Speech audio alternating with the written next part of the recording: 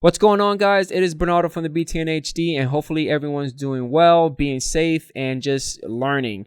Today is all about how to unregister a Windows Linux image, and let's get right into it. All right, so how to actually unregister a Windows Linux image. Super simple, and let's get right into it. We're going to open up Windows PowerShell, and on the Windows PowerShell command, we are going to run a WSL with a parameter of list. We're going to hit enter.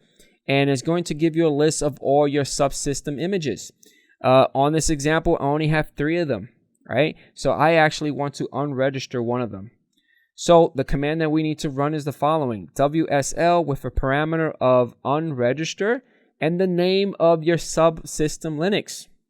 How easy is that? Hit enter. It's going to start unregistering itself. It's going to take some time. Once it's done, boom, you should get a command prompt to enter the next command. So the next command that I'm going to run is the following: WSL with a parameter of list, hit enter, and it's gone. Awesome. How easy is that?